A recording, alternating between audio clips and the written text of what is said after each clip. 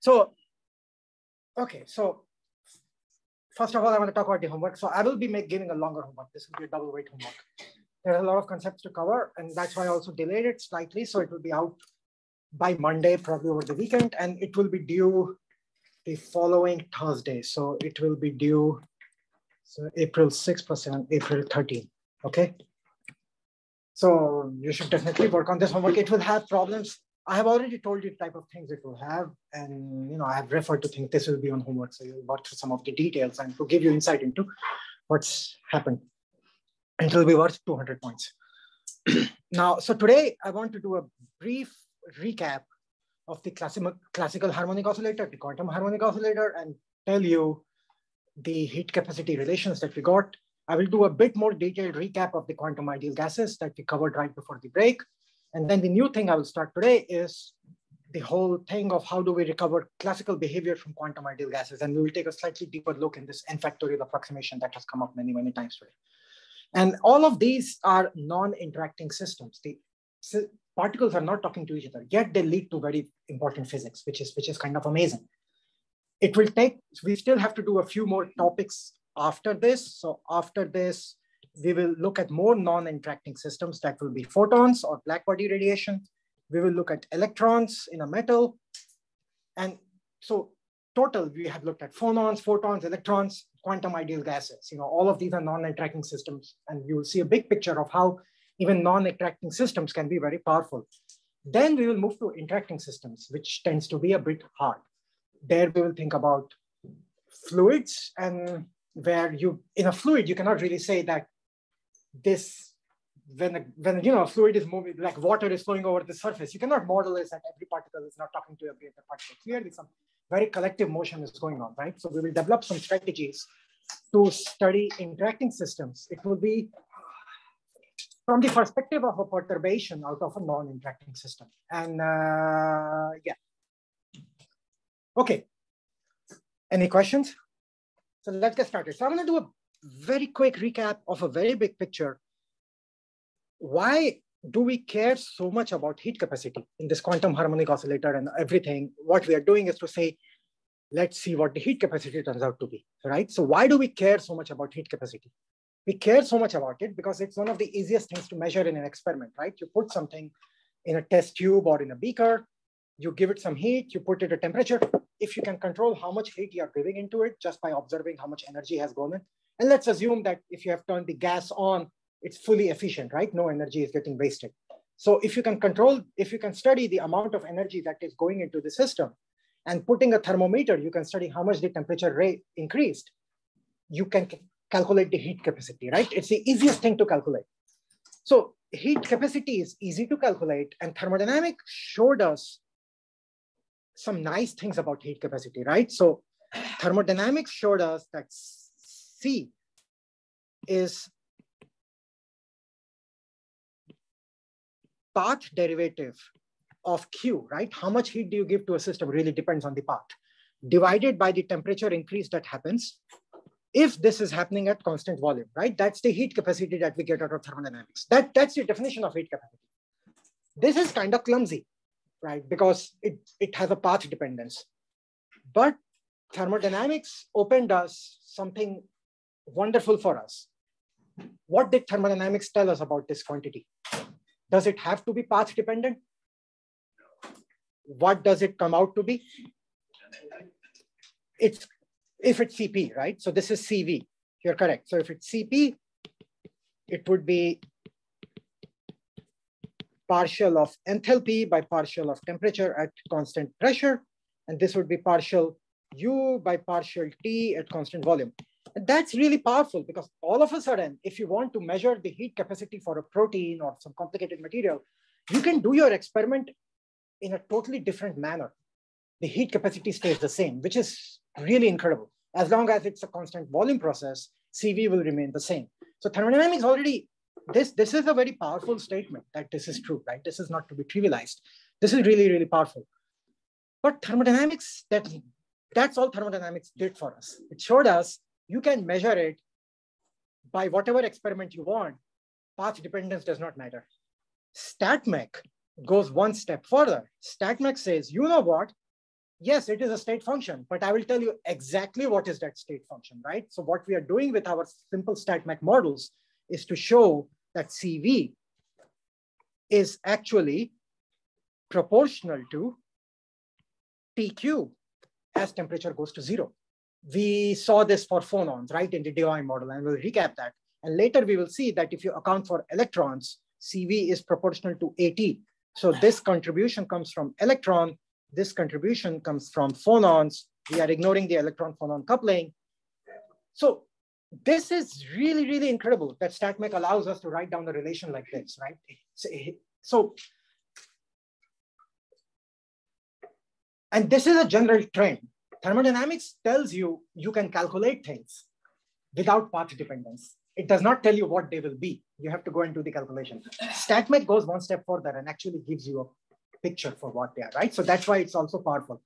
And people were able to measure things like the heat capacity for a very, very long time. And what they found was that if you plot the heat capacity for a general material or a chemical versus temperature, at very high temperature, it becomes constant. It becomes 3R or 3K, whatever you want to call it. Depends, it's just a unit, but basically it becomes constant. At low temperature, it goes to 0. And then it behaves like this. And this behavior can be fit very closely to AT plus BTQ. And it really needed quantum statistical mechanics to explain this. Thermodynamics on its own could not do anything. It was like, well, I don't know. Heat capacity is something you measure. That's it. So in order to do this, we set up two problems. We set up, what did we do in order to solve this? We said that, well, any material or any chemical is made up of a bunch of atoms which are happily moving around. They are going to stay close to their equilibrium and they are going to oscillate around their equilibrium position. And this oscillation can be represented through a spring, right? That was the idea. And maybe I should draw it in like an axis. So this is X, Y, Z, right? And we assume that each of these oscillations is independent. It oscillates in X independent of Y, it oscillates in Y independent of Z. This other atom is also doing similar oscillations, and its oscillations are also independent of the other atoms, right? So through this way, we reached with 3N oscillators, and we assumed they are harmonic oscillators, right? These harmonic oscillators could be classical harmonic oscillators, or they could be quantum harmonic oscillators. For both of these, what we did was to calculate Q, the canonical partition function, as a function of NVT. Once we calculated Q, we know our pathway to thermodynamics, right? It's through the Helmholtz energy. The log of Q NVT gives us minus beta multiplied by A, right? So then once we have A as a function of NVT, we can use the full force of Chem 684 to go and calculate everything, right? So we did this for classical harmonic oscillator. For classical harmonic oscillator, we just got CV is equal to constant. After everything, it did not change. You really needed to have quantum mechanics in order to do this. And the idea, and the reason why we need this is because, so classical mechanics says that even if the temperature goes to 0, there is still some heat capacity, which is wrong because we know as temperature goes to very, very low temperature, quantum mechanics becomes irreplaceable. You have to have quantum mechanics, right? And the whole name in quantum mechanics is quanta, right? You need to have a minimum unit of energy. So if temperature kT is smaller than some h cut omega, where omega is the frequency with which your atoms are moving, then that temperature is effectively 0. You cannot just, it's like me giving, since Omar is here, I'm going to annoy Omar today, me giving like 0.05 penny to Omar and saying, go buy yourself something nice today. And like, what do I do with this? Give me at least 1 penny, right? And then he can put that 1 penny in Patrick's jar, right? Patrick's famous secret jar. And one day he will have many pennies. Even for 1 penny in principle, you could do something, right? It's a valid quanta. 0.05 penny is not a quanta. In classical mechanics, 0.05 penny, 0.001 penny, everything is fine, right? But in quantum mechanics, it's not. So you really need quantum mechanics to explain that the heat capacity goes to 0. as the temperature goes to 0. So for this, and I want to do this a bit more carefully. So once again, we had 3n independent oscillators. And we said that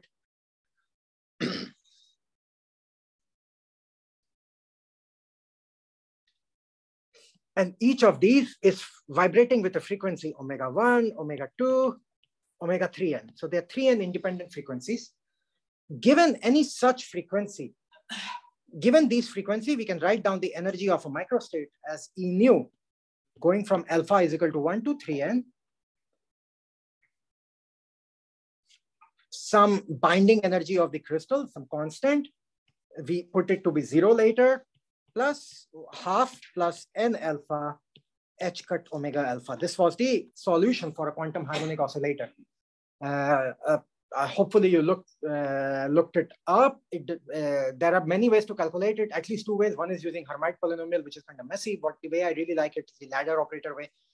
But it doesn't matter if you don't understand how this was obtained, but you should get the sense for this. But basically it is telling you that the energy changes as n alpha goes from 0, 1 to infinity. So what you're saying is that, and this is very counterintuitive. So every single direction that we showed here for every single atom is an oscillator.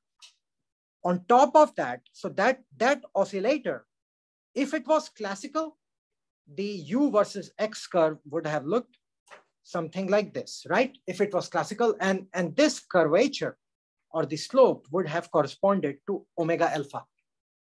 Okay, so here's a pop quiz type. Oh, I haven't given pop quiz in a while. I will do it next week or Thursday. It will be fun, right? So, okay, here's a question. If omega alpha was 0, if the frequency was 0, how would this curve look? Very flat or very sharp? So the equation of this curve is half kx squared, right? Some spring constant.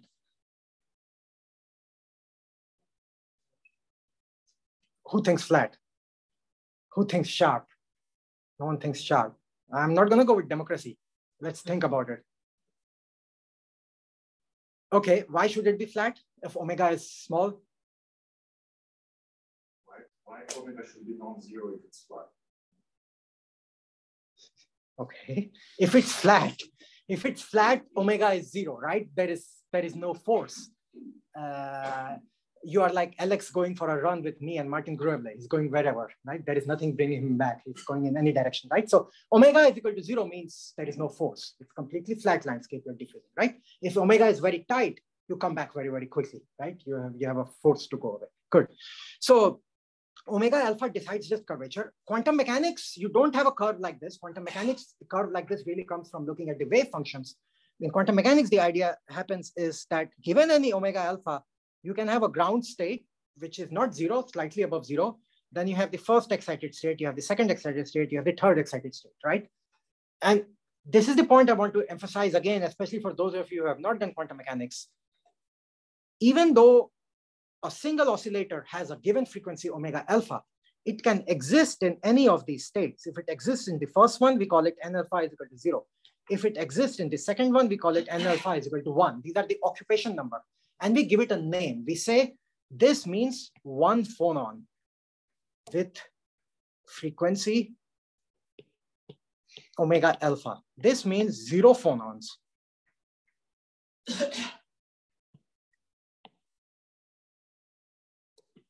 with frequency omega alpha. This means n alpha is equal to 2 means 2 phonons. So phonons are very confusing. It looks like, wait, how is one particle leading to so many phonons? So phonons are not real. You know, just like electrons are not real, just like you are not real, I am not real. We don't know what we are, right? Anyway, let's not get philosophical. So it's just a quantization. That's what captures. So, and I really mean it. Electrons are similar quantization. There is nothing. If you think this is not real, then electrons are not real. Electrons are also some sort of, quantization. So this is nature.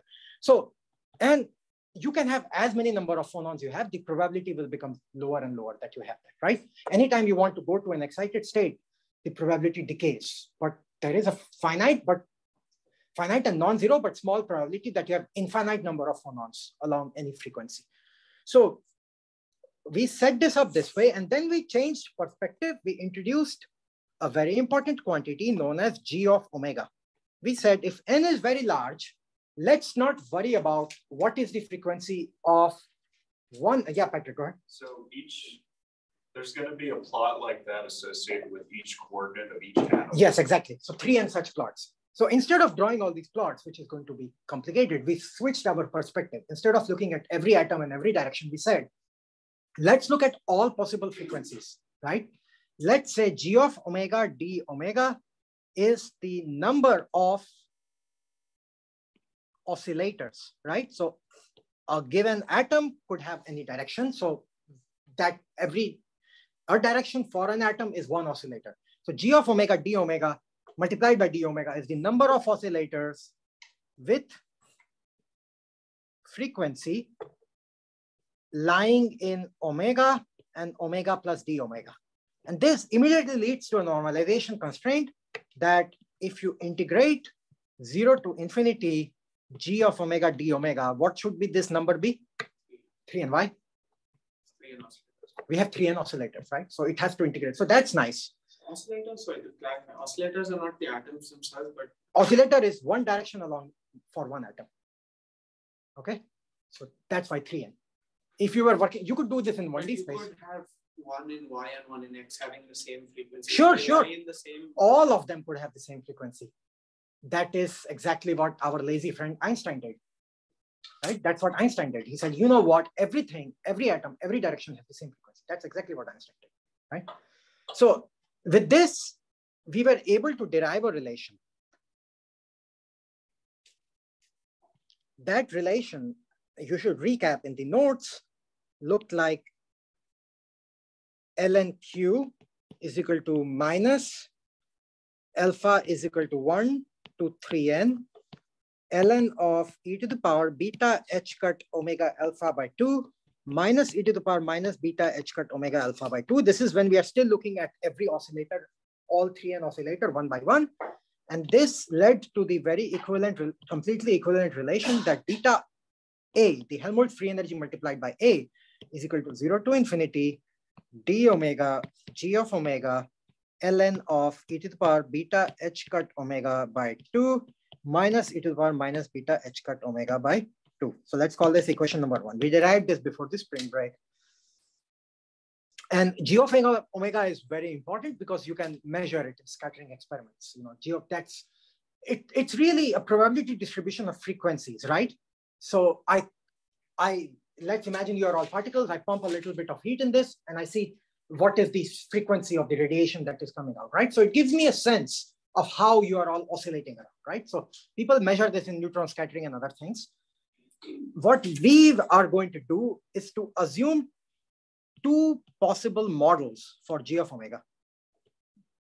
Two possible models for g of omega. Einstein model says g of omega is equal to 3n delta omega minus omega e. So there is only one frequency that matters. Every atom, every direction is moving with only one frequency. It's one assumption. So let's call this equation number 2. And Debye said, no, let's have a better picture where, so if I draw it over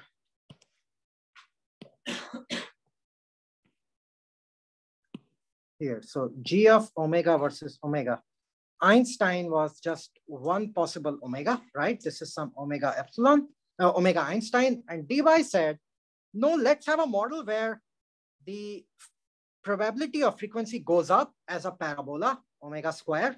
And he was able to do this by looking at theory of solids. So if you want Reeves' book on thermal physics, or many solid state physics books will have a derivation of how exactly did Debye derive this omega square. And then it drops down. So at some frequency, which we are going to call omega d. So for Debye, g of omega is equal to kd omega square if omega is less than equal to omega d and 0 otherwise. We call this equation 3. And you can calculate the value of kd. How would you calculate kd? by using equation 0, right? By the normalization constant, right? So KD can be calculated through equation 0. So in the next homework, one of the first, in the homework 3 and 4 combined, the one problem will be for you to actually put these two in equation 1 and do the math. The first one looks easy, right? It's just a delta function, integration disappears. You still have some work to do, right? You have to calculate the partition function. Well, you already have A, so actually it's not that bad. If you know your thermodynamics, it will be very easy. Second one, the math is a bit harder, right? It's going to be integral of omega square multiplied by ln of e to the power beta h cut omega by 2 minus something like that, right? So second integral will be nasty. You will have type 3 fun. So but I'm not going to do that over here because it's really algebra. There is nothing else. Hopefully you see that, right? It's equation 1 has all the physics you need. And I'm giving you an expression for g of omega, you do it. And we are doing it for models, but in real life, as I said, people can do neutron scattering to do it. Does anyone know of any other way to get g of omega? Simulation. What simulation? Molecular dynamics. What molecular dynamics? You calculate I think it's called the Van Hoff function. Sure. So it has to be, no, it cannot be classical molecular dynamics, right? It has to be initial molecular dynamics. Or actually people don't even do molecular dynamics. People just do density function theory. And they can get phonon density of states out of that. Has anyone heard of a software here known as Gaussian? Has anyone used it? It's heavily used and abused. You know, every organic chemist thinks they are a computational chemist because they can use Gaussian. And Gaussian can do this for you. It will spit out g of omega. There you go. You have everything. It's terrible. So in homework 3, use equation 2 and 3 in 1 to get the relation that you will derive in equation 3 will show you that the gist of it will be that Einstein CV behaves as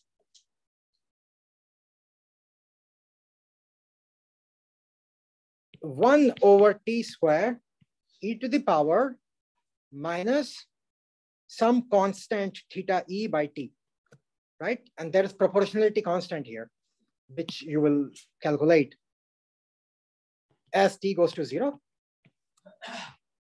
while Debye heat capacity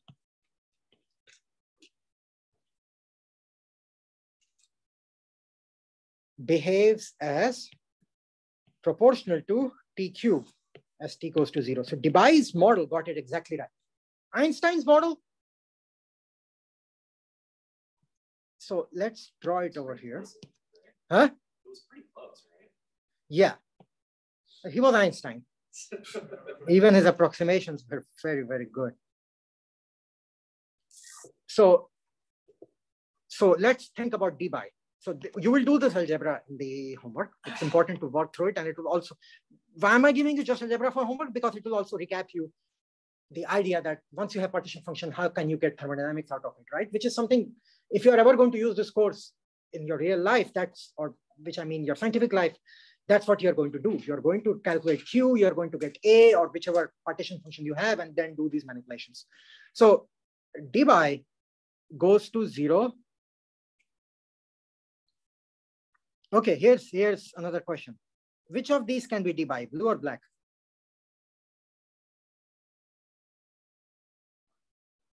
Why can't it be blue? Nathan? I just remember the second one. It's honest answer.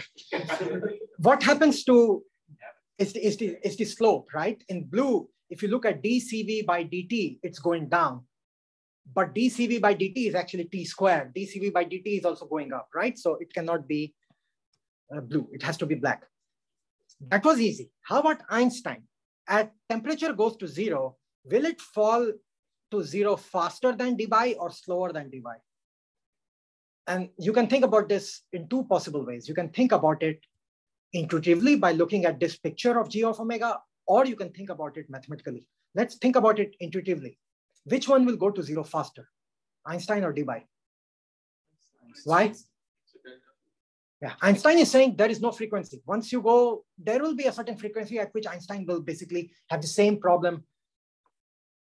It just drops down, right? So while the Debye will be like, oh, no, there is some frequency that can be excited even if you go to zero temperature, right? So, and mathematically, it's a bit harder. If you look at this function, you have to do L'Hospital's rule on it, to get the limit, and the exponential dominates. You can take a Taylor approximation at small t. Yeah, many ways, So, and you will see that the exponential dominates, and exponential always drops quicker than any power law, right? So Einstein will look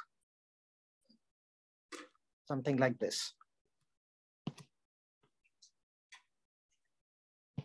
So not in many months from now, if you have me on your qualifying exams, this is yet another one of those questions I will ask you out of nowhere. Which one falls to zero quicker? And I will help you intuitively to think through it. What hint I will give you, I will tell you about the frequency. You can't remember the math. No one can remember the math.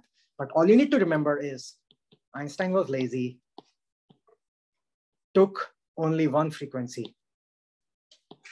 And that's why his heat capacity drops to zero much, much quicker than Debye's, while Debye gets it right.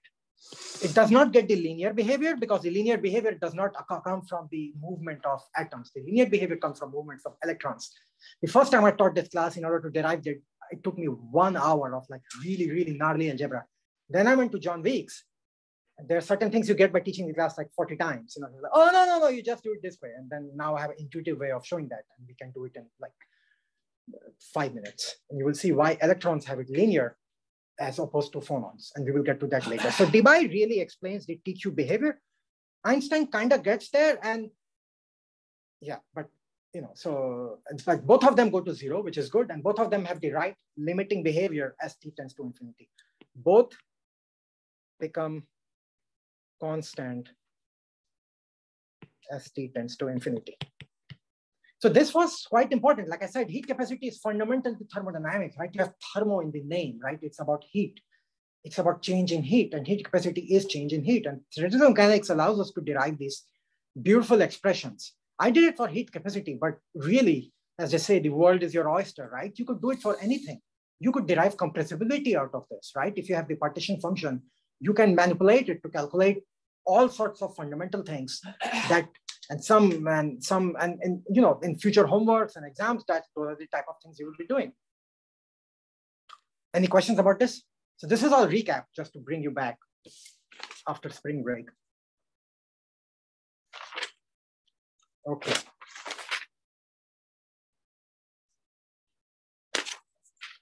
Throw all of this. If no questions,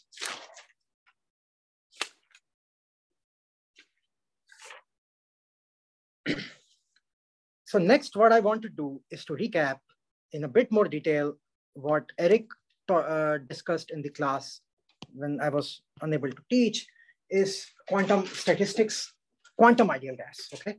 So quantum ideal gas. And it's going to look like we are suddenly, it will all tie in nicely. So we did phonons, we will do quantum ideal gas, we will do photons, we will do electrons, and then you will think about photons, electrons, and phonons from the perspective of this quantum ideal gas. But I want to do this first before we go more into electrons and photons. So quantum ideal gases, they can be of two types. They can be bosons, which are also known as Bose-Einstein statistics, or they can be, shut off my Bluetooth, or they can be fermions, which follow Fermi-Dirac statistics. So, and what do I mean by this statistics? What I mean is there are energy levels. There is an energy level corresponding to some energy epsilon 1. There is an energy level corresponding to some energy epsilon 2, epsilon 3, so on and so forth. And I am going to study the occupation numbers in any of these energy levels, N1, N2, N3, N4.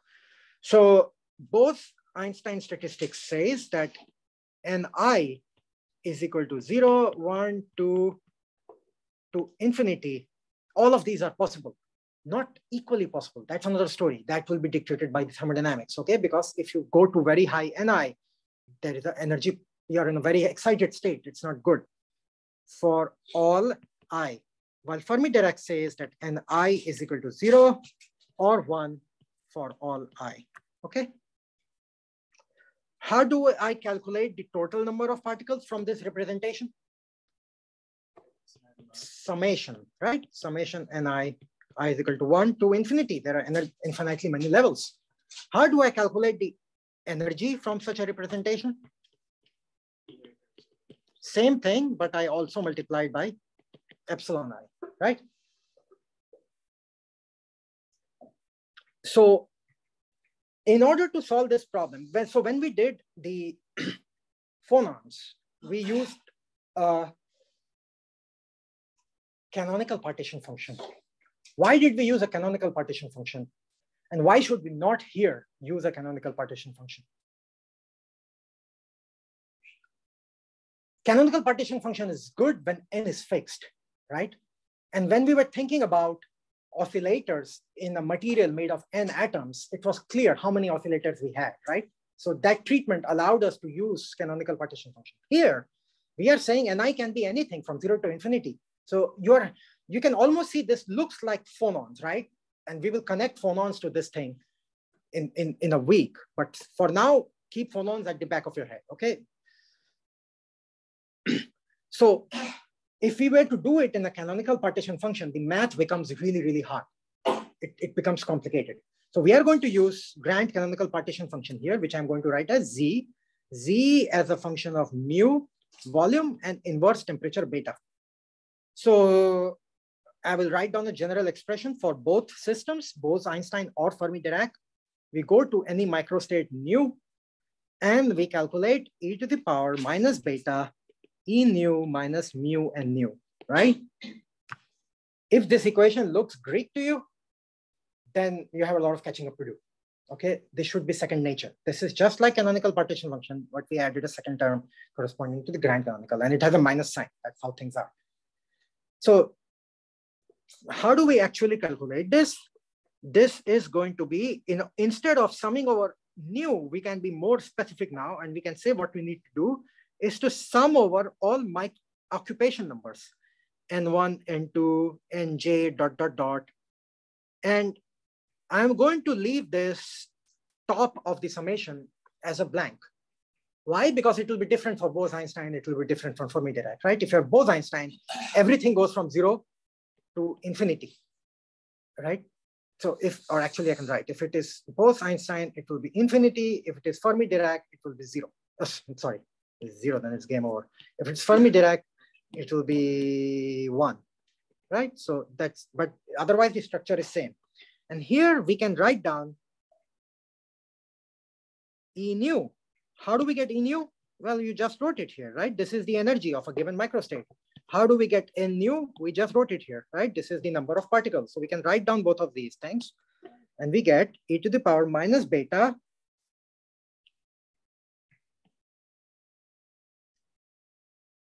summation j nj epsilon j minus mu summation j nj, right? So we can simplify this just a bit, and we can write this as N1, N2, Nj, e to the power minus beta, summation j,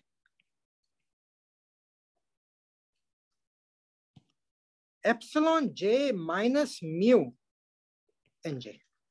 Okay, take a moment to stare at it. I realize that this mu can go inside the summation here, right? If mu goes inside the summation, then both things are just summing over j. One is summing nj epsilon j, the other is summing mu nj. So I'll just bring it together. I will write down this expression on the next page. I will copy it. So we just said that z of mu v beta is equal to N1, N2, Nj exp of minus beta summation j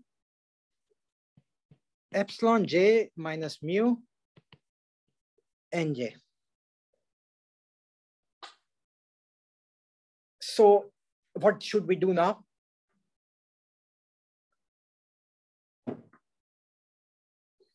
This looks horrible, right? So what should we do now? It looks horrible, but what it is really, it is e to the power something plus something plus something, right? When it's e to the power something plus something plus something, that can be written as e to the power something multiplied by e to the power something multiplied by e to the power something, right? That's the beauty of exponential. And you would never have had this beauty if we had not started out with our fundamental thing, S is equal to K log W, right? So that log W is powerful. It shows up, simplifies StatMech very much. It also follows the extensive quant property and things like that. But if it was not log W, it was some other thing, we would be in bad shape. So this thing can be written the same thing. So e to the power sum is product of e. Okay, so this thing becomes, and I'm just going to write the expression because Eric did it, and just look at it again. If it's unclear, Chandler also does it. So this becomes going over all possible values of j and summing nj is equal to 0 to infinity or 1, right? Infinity if it's Bose-Einstein, Fermi-Dirac leads to 1. E to the power minus beta epsilon j minus mu nj. So at first glance, the step from here to here is like, oh my God, what just happened? But you should really write it down and look at it. Please do it, okay? If you don't do it, you will struggle in the remaining parts of this course. If it's confusing you, just assume there is only N1 and N2, okay? Write it down explicitly for just N1 and N2 and see how it follows. Then add an N3, then see how it follows. So just go step by step. Has anyone tried ChatGPT-4 for our homework? Is it any better? Alex? Yeah. It's better? Yeah. Really? I tried Link, which is oh my God. place, and it actually solved a couple of midterm problems. Oh, well. That's okay. Yeah, I heard that's the bar exam. But that's come on. There is a joke in one of the Simpsons episodes where Bart says, oh, I'm losing faith in humanity. I'm going to become a lawyer. Let's not talk about bar exams. Well, your final will be in class. That's for sure. So, can I just point out the matrices of GPT-4? You will have one cheat sheet. So, okay. So now we can sum this up. If we are going from nj is equal to 0 to infinity, it's a geometric series, right? It's 1 plus x squared plus x cubed type series. If it's going from 0 to 1, then it's not even a geometric series. It's just two terms, right? So either way, you can sum it up. When you sum it up, you get z is equal to product over j of 1 by 1 minus e to the power beta mu minus epsilon j for bosons,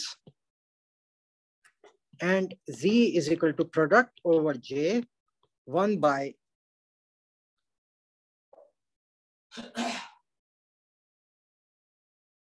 1 plus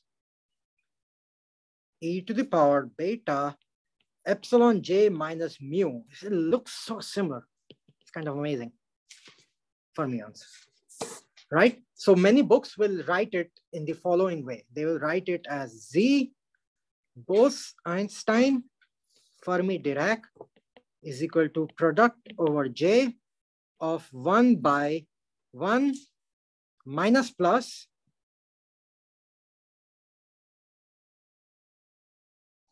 okay, I have to be careful. E to the power, what should I do here? Put a minus sign in front and make it plus minus. This should be plus minus now, right? Beta mu minus epsilon j. You don't have to worry. If this is confusing, don't worry. You write separately, but you will see this notation in books. You know, just write it in a compact manner. I think I got it right. So if it's plus, then it's Bose-Einstein, beta mu minus. If it's minus, then it's minus beta mu plus b. Yeah, so I got it right. Before we lose track, what is j doing? What is j summing over? Multiplying over? Does anyone remember? What is the physical picture behind j? J is capturing all the energy levels, right? So the problem set out to be looking at different energy levels. So you have, this is N1 in energy level epsilon 1, N2 in energy level epsilon 2, N3 in energy level epsilon 3, so on and so forth.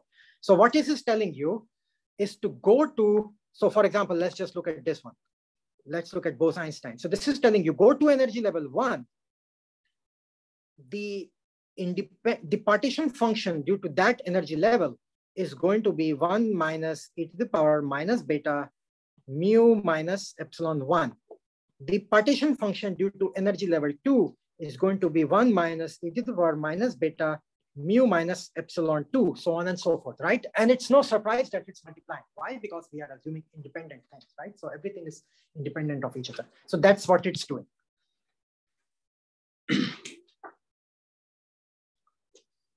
Okay, so let me write down the expression for Bose-Einstein again on next page. I'm covering a lot of material today because it's a recap, you know, so I really want to bring you back and then we'll start doing new stuff. There is no rush. We are doing fine on time.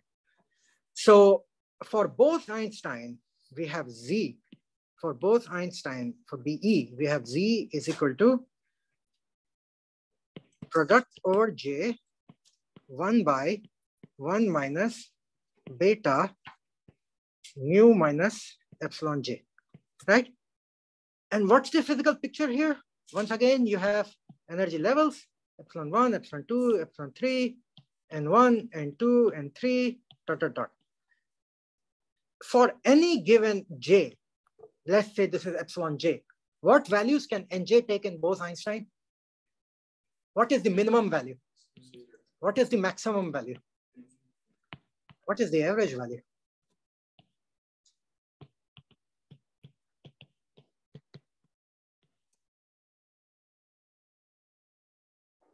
That's what we would like to calculate. It's going to be higher than 0, probably. It's probably going to be lower than infinity, so somewhere in the middle, right? So let's try to calculate it. How do we calculate average of anything in StatMech? Same equation once again, right? Go to any microstate, look at the quantity that you are trying to calculate, multiply by the probability of that microstate, right? Which ensemble should we work in? Well, we have grand canonical here given, right? So that's what we are working in. So let's write down. I should number some equations. One moment. We got till 3. Let's call this equation 4. Let's call this equation 5. So this is equation 4. And this is equation 6. So what is this? This becomes E nu. No, did I write correct? Is equation 6 correct? It should be Probability. It's P nu, okay? So what is probability? That is going to be e to the power minus beta E nu minus mu N nu divided by Z, right? So Z can come out of the summation and you're left with summation over nu Nj e to the power minus beta E nu minus mu N nu. Now, the same trick that we use for canonical ensemble will work here because what is Z? Z is summation over microstate e to the power minus beta E nu minus mu N nu. So if you look at it, you realize that this thing is 1 over Z partial Z by partial minus beta epsilon J.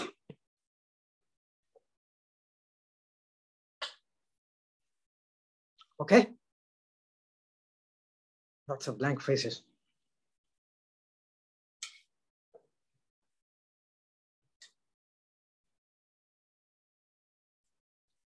Is this obvious to everyone? That can't be true. Is this obvious to anyone? Omar, tell me, why is it obvious? You just go back to how you wrote EU. So how should I go from there? Can you differentiate this with respect to the same thing, right? So we will have to, it's not going to be exactly trivial here because we have to change the notation, right? So this thing we will have to switch to, instead of new, again, we have to think about N1, N2, blah, blah, blah. And we have to think about minus B, summation over J, epsilon J, minus bu summation Nj, epsilon J, and then we have to differentiate, and then you will get it. So it's a bit more complicated, but it's the same idea as we did in canonical ensemble, okay? So I'm going to start this.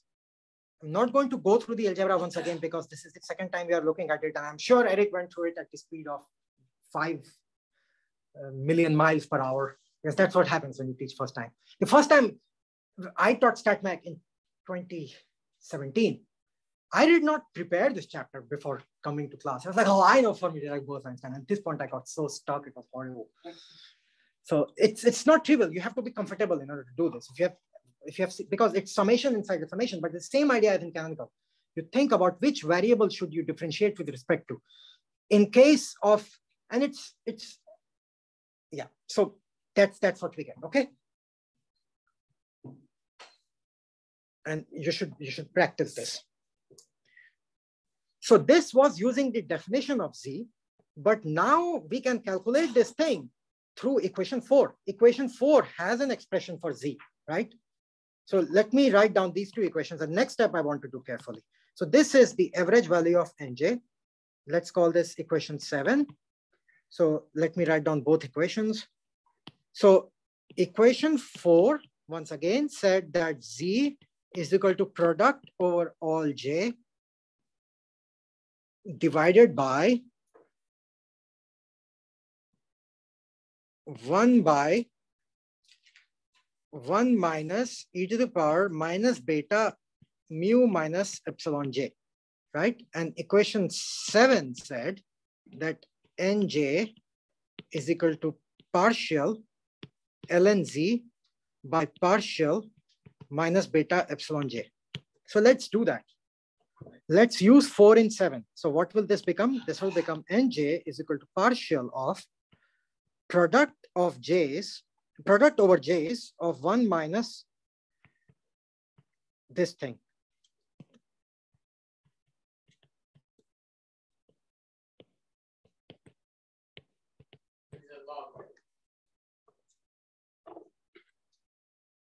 Yeah, which is super important. If I not take, yeah, that log comes and simplifies life everywhere. So log of product is sum of logs, right? So this thing becomes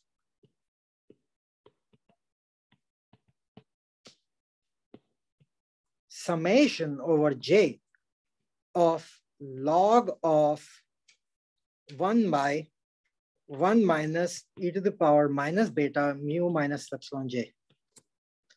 Now here's the nice thing. We don't have to keep the summation.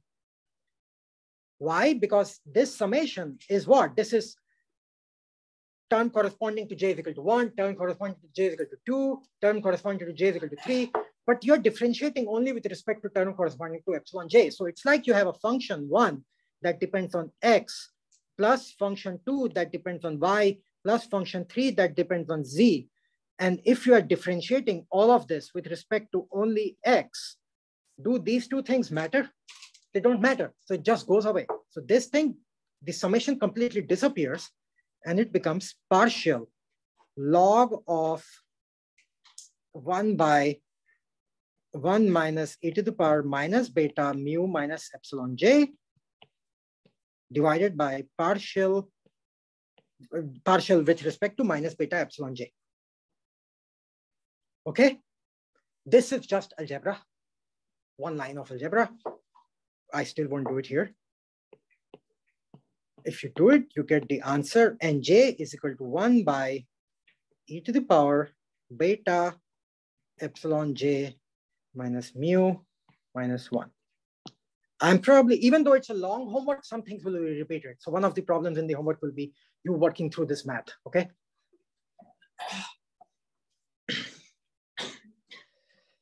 So this is true for Bose-Einstein. You could do the same thing for Fermi-Dirac. The only thing that will change is that instead of this minus, you will have a plus. Instead of this minus, you will have a plus. The algebra remains the same. You will have the same thing. Independent things go away, right? Nothing changes. So this is very interesting. So how do we reconcile it? So first let me write down the same expression that you get for Fermi-Dirac, which is done in Chandler's that section. And you will do the algebra again on the homework. So for Fermi-Dirac, the average occupation number comes out to be 1 by e to the power beta epsilon j minus mu plus 1. And for Bose-Einstein, we just showed that it is 1 by e to the power beta epsilon j minus mu minus 1. Once again, you can write it down together. Nj, Bose-Einstein, Fermi-Dirac. Here it's even nicer now. This will play a huge role later. So this notation is important. When we go try to derive the classical limits from this, you will see why this starts to matter. Also, I really like the derivation of classical limits from this because in math and in physics, we use Stirling's formula almost always in the opposite direction, right? We have ln of n factorial and we approximate it by n ln n minus n. The next derivation, which I'm going to do, you will see Stirling's formula used in the opposite direction.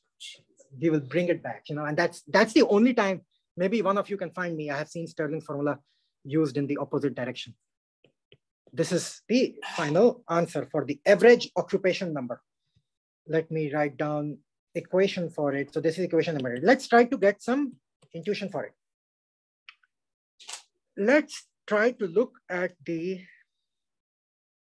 Bose-Einstein one, okay? So Nj Bose-Einstein is 1 by e to the power beta epsilon j minus mu minus 1. As t tends to infinity, what happens to average Nj? Why? Why? Let's go slowly. Sure. So t goes to infinity. What happens to beta? So what happens to e to the power beta multiplied by whatever goes to 1, right? So e to the power beta epsilon j minus mu goes to 1. Does it matter that epsilon j should be higher than? So again, something very important here is what is this mu chemical potential in this case, right? So if I draw the energy levels, epsilon 1, epsilon 2, epsilon 3, epsilon 4, mu is some particular value. It could correspond to the energy level. It might be below the energy level. Those of you who are going to do, who here is working on quantum mechanics one way or the other in their research? Raise your hand. Yeah, so if you're working with John Forkas or Amy Mullin or Leah, you will be using quantum mechanics like before breakfast every morning, right? That's how it's going to happen. And there, or if you're working on solid state systems, these things will play a role, right? So this chemical potential is some energy level. It could be one of the energy levels we have. It could be somewhere in the middle. And in solid state physics, this plays a huge role where it lies. And so we'll talk more about this later. But for now, let's just say it's some value of the energy. So this thing that Vedant told us goes to 1. Does it matter whether epsilon j is higher than mu or smaller than mu? Vedant, tell us. If epsilon j, if you're in one of these higher levels, then epsilon j minus mu is positive. If you're in one of these levels, then epsilon j minus mu is negative. But it still goes to 1, right? It's e to the power, either way, it's going to 1 from the opposite direction, like small number going to 1, a number smaller than 1 going to 1, a number larger than 1 going to 1, right? So yeah, go ahead, any questions? So this means that the denominator, e to the power beta epsilon j minus mu minus 1 goes to 0. This means that average Nj goes to 1 over 0 or infinity. Does that make sense? You pumped in a lot of energy into the system and it's a mega party. Every single occupation number every single energy level you have So what is Nj? Nj is the average number of phonons in this. So average N1 corresponds to the average number of phonons you have in the energy level E1, right? Things like that. So each of them just diverges. You're like, well, you're giving me infinite energy, so I don't care. But the number of particles you have can be finite, right? It can be, but we are not doing that over here. So if it was finite, we would use a canonical picture. So we are developing the machine. We are developing the machinery here that you can keep creating as many particles as you want, which is true with photons, right? You can keep creating, if you're pumping energy, you can keep creating more and more photons. But you're not assuming anything about the type of particle. No. You start off with the fact that the sum of the number of particles is a constant n. Yes, each ni can take 1 to infinity. Now I'm not even assuming that. I did that for the classical harmonic oscillator. I will come to you in a moment, and the quantum harmonic. Now I'm not even doing that. I'm just thinking about some abstract energy levels. Okay, and everything can just blow up. Go ahead. Bosons doesn't mu always have to be less than the smallest energy level?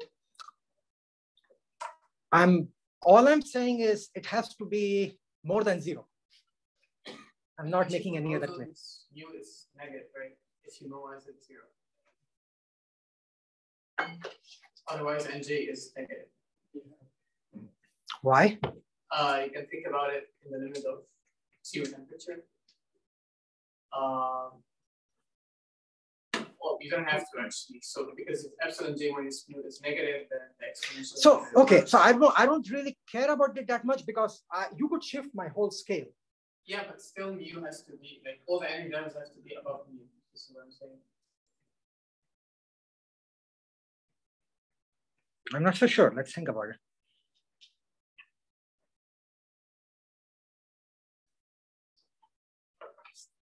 You are saying the mu must lie here.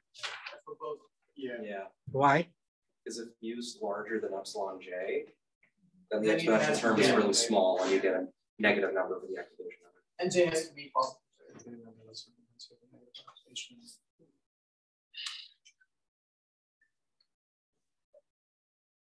Interesting.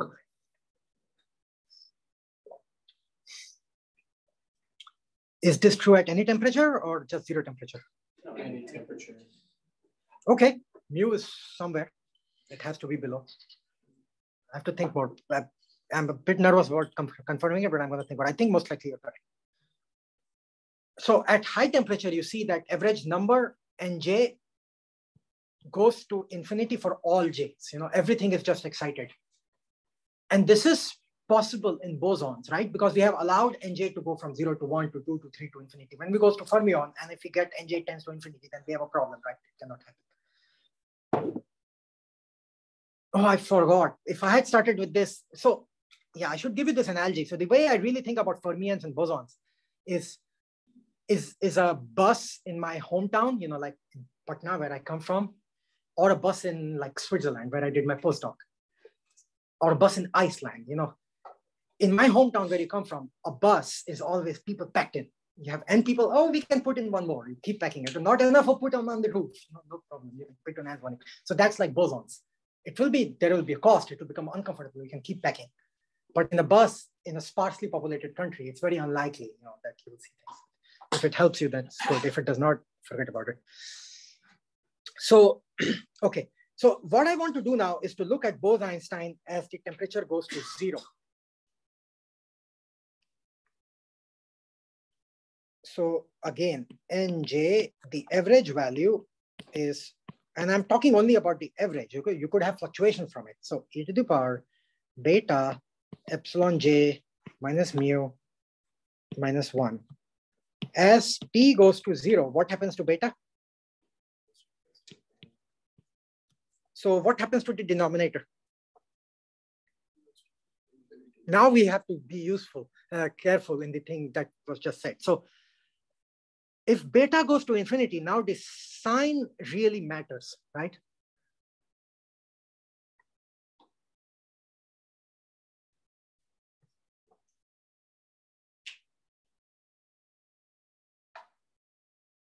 No, mu does not have to be smaller than this. I don't agree with this. Mu can be anywhere.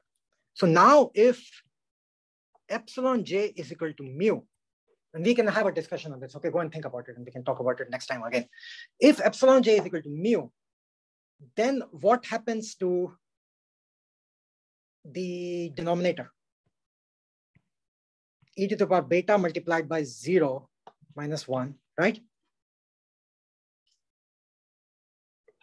That's equal to 0 identically, right? Because this thing is 0. So Nj Bose-Einstein is equal to 1 over 0 or infinity as E tends to 0 for epsilon j is equal to mu. So if you have an energy level which has the same value as the chemical potential, everything piles up into that. So everything else, now let's, and this will maybe help us answer this question, where can it lie? Now, so this is true for epsilon j is equal to mu. If epsilon j is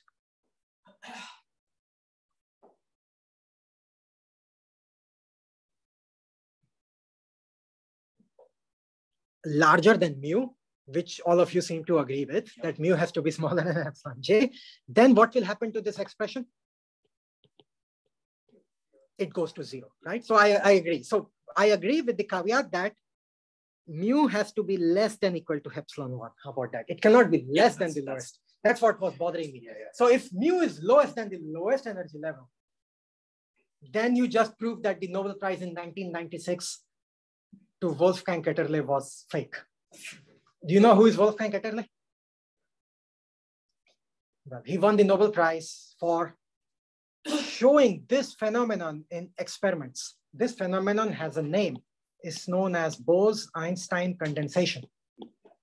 And I'm really not going to talk about it any more than this, but just mention that it's a very peculiar phenomenon where all energy levels except one, and it has to be ground level, right? Because we know that is the smallest one, right? You can be only as high as the epsilon 1, right? So everything piles into the ground state, and you know, a bunch of them piling into ground state. So Bose and Einstein talked about this in 1920s, 1930s, and it was not seen in a lab experimentally until 80s or 90s.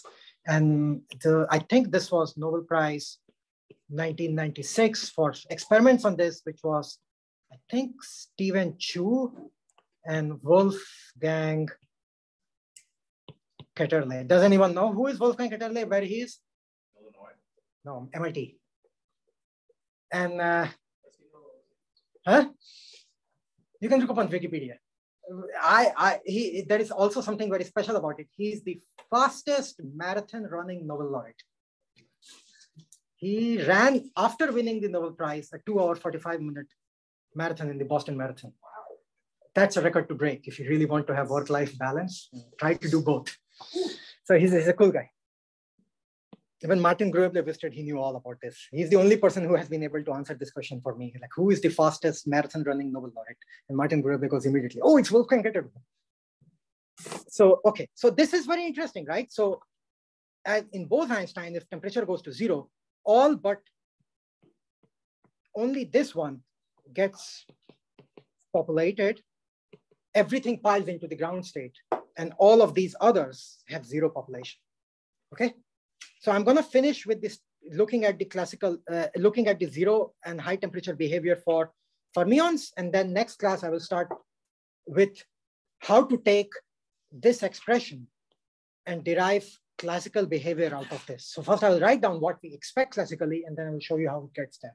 And that will give you a good insight into why the limits of the 1 over n factorial approximation, something we have hinted at, but not really talked about carefully. It's like the elephant in the room. So let's look at Fermi-Dirac. And by the way, in Bose-Einstein, this has to be epsilon 1. Otherwise, we have a problem. It's the lowest level which gets populated. You know, Bose-Einstein condensation leads to condensation in the ground state, not in an excited state. Although it could happen because we have assumed independent things here, right? So maybe there is some system where it happens, but I don't want to go into that.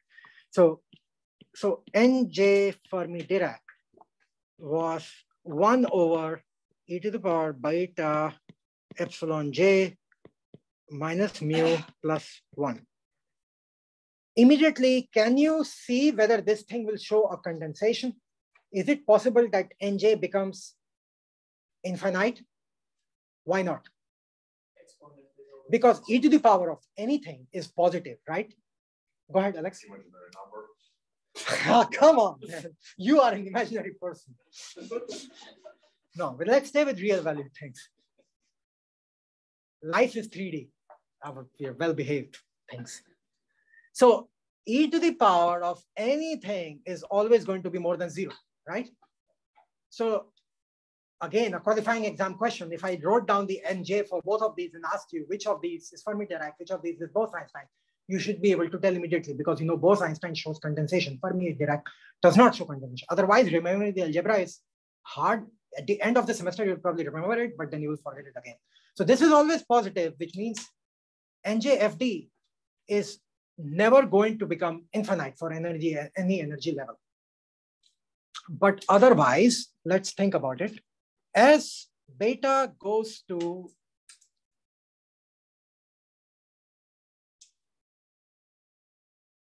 infinity or t goes to 0, what do we get here?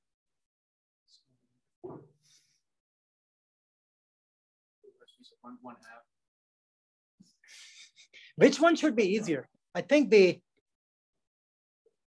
have to look at both of these, right? And I need your help on both. First one is the sign. Sorry for the second one. Yeah, it's the first one from the sign. Yeah. The first one depends on